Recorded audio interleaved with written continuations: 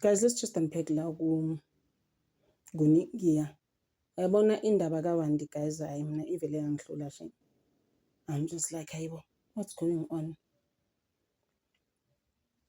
Kuthiwa-ke yena noma wakhe, how it started is that uma wakhe ubethi ubesacela umalume. Mina ngibona ngathi bayazalana vele umama nomalume lo. Ubhuti wakhe, the way I see it. Umalume Linda kwathiwa umalume Linda, please isicela wehlise iradio ngathi bemtshela nenye amanye ama-family members. Umalume Linda was making noise ngeradio. Uhlala ngaphandle in some rooms khona la noma kaWandi, uWandile lo Ndlovu, you know her. uWandile angithi she is married to a Nigerian. Manje abantu abaningi they just like ngavela wahlala eNigeria usungama Nigerian spirits. Guys, is there anything like that mara? Kalento emihlakalele kubi ukuthi ngathi umuntu wayekade futhi ebuyile some funeral yasekhaya yabona, some family situations. Ngapha I remember she showed us somehow say that she's building for her mom. So she was arrested ke kanjalo ke. Kusho kuboshwa yena and the sister. And she's blamed by the community ukuthi bakwazi umalume because now sekuthiwa between yena noma wakhe ubani ukwazi umalume 3 wenzu umalume akwazwe kuzona bengafuni ukubeka ngesingisi indaba ka YouTube.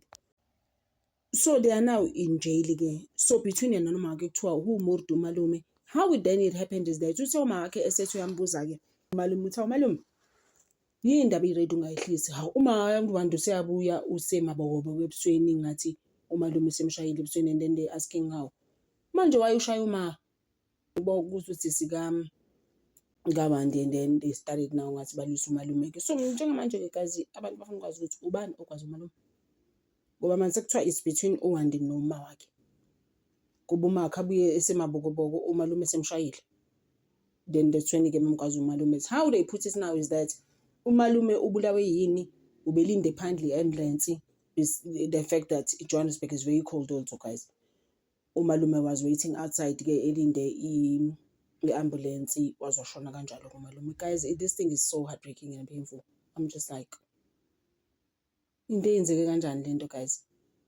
And abantu abaningi sebefika ukuthi no ngabe ngafanga umalume he had not gotten cold outside ngabe usaphila umalume. I'm just like no, umalume befanele ayiswe esibhedlela guys.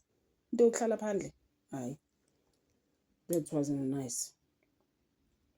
So iphela kanjalo ke indaba kamalume ke umalume kaWandi ke. So angazi ke wena they gonna appear in court ke ngale ndaba kodwa ke babushiwe ke yena uma wakhe and the sister Wandi Ndlovu's sister. uWandi lo ama-BBL abantu bamhleka bathi ne-BBL yakhe itshekile even overseas bebemhleka bethi hayi no akemile street. Guys, ukuthanda izinto nini ka sign Buji bathi it was leaking and lento bathi yanuka because inyama ihlanganisiwe lento.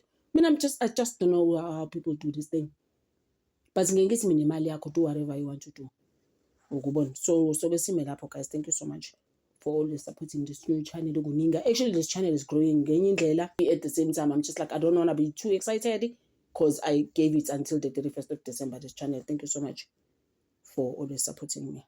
Ngithanda over.